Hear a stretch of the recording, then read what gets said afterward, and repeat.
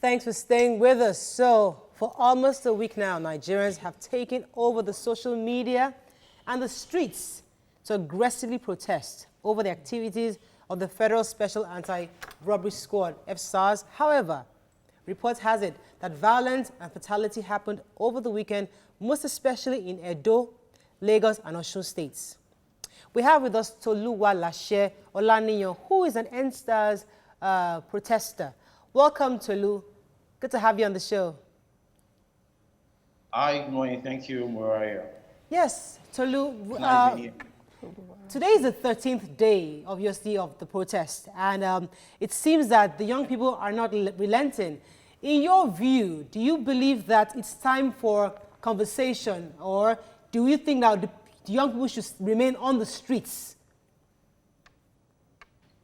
Okay, so thank you so much, Mariah, for this question. I'm very honest with you. I think it's still fine that we remain on the streets, right? So from us not having a conversation yet and just have like conversations in the air, a couple of things have been done. I think we need to press it a bit further. We need to press it a bit more and put the pressure on the authorities a bit more before we even jump where our panels are being set up and young people being on those panels. Not until we see that things are being implemented. I mean, the best thing for us is to be on to still be on the streets. Okay. Okay. So while I understand the need to be on the street, I'm wondering, is it possible? You know, because the worry has been that there's major blockage. There are interceptions everywhere. It's causing major gridlock, and other people who empathize with the protest, who still have to carry out their business activities, are stuck in traffic. Schools that are supposed to resume, public schools are supposed to resume today properly, are now unable to resume. Students can't get to school because the roads are blocked. And then we're having issues of essential services can't get to the hospitals. Emergencies cannot pass through because the roads are blocked. Do you think there's another way you can still hold your protest without blocking the roads?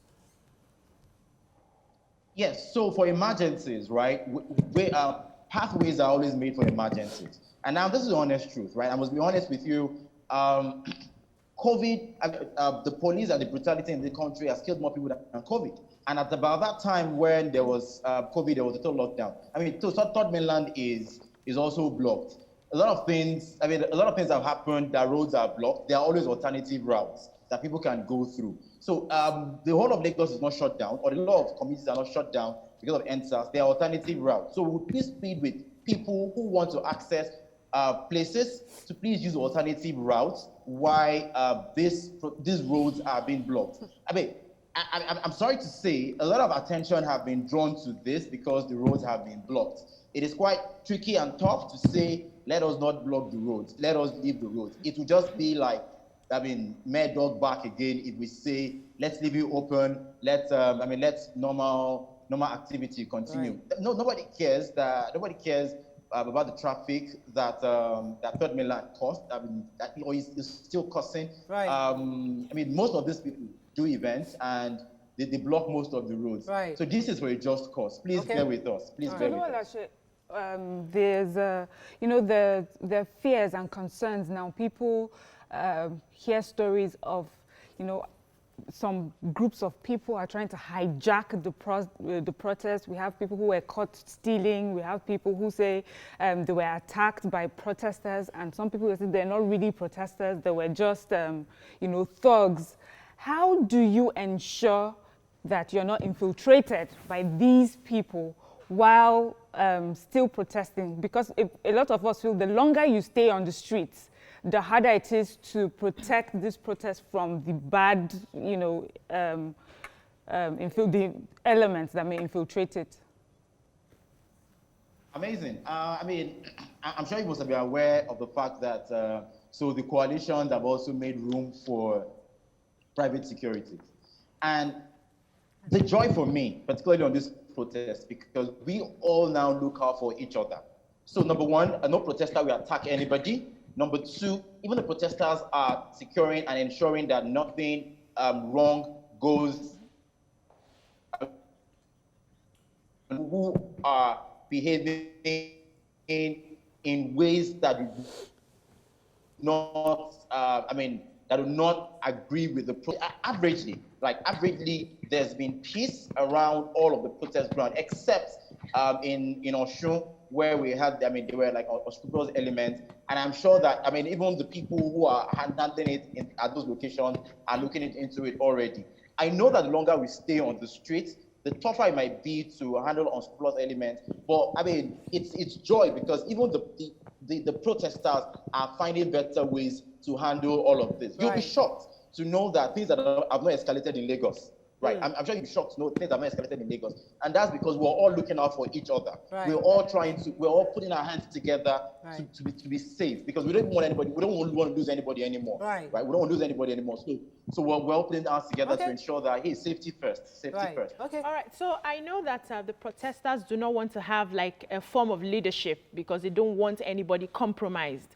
But has it come to that point where we should be giving timelines? Because some of these policies and whatever it is that the government has agreed to do would definitely take a little time. So shouldn't we be coming out with timelines when we want the prosecutions to have been done, or timelines when we want this to have been done and all of that, than just leaving it, blanket air? Okay, so now that we have the ears of the government, it's amazing, right?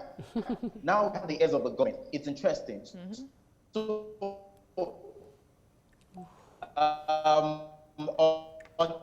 one of the set up an independent to oversee all of this and ensure that prosecution is. Tolu, I'd like you to take that again. We didn't hear anything you said, please. We will have to come up with another mandate. Say, hey, see, all of this that we have said. Oh, okay. Can you hear me now? Yes, we can. Go ahead, please. Hello? Yes, we can hear you now. Go ahead, please. Oh, yeah. So I'm saying that it's good now.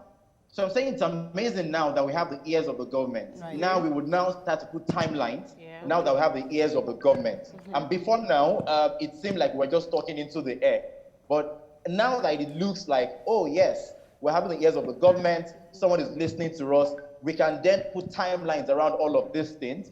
And as the timelines elapse and we don't see things happen, we see more reason to stay. But as the timeline elapses and we see that, oh, these things have been done, we would then have a reason to say, oh, okay, let's take a chill pill around all of this. I think it's about that time. Now that we have the ears of the government, we're having conversation. Right. Yes, we will start gradually moving towards timelines. Okay, so when you say you have conversations, many people are still worried that there's really no conversation going on, because we've heard from the VP. He's spoken. He's tried to appeal to the protesters.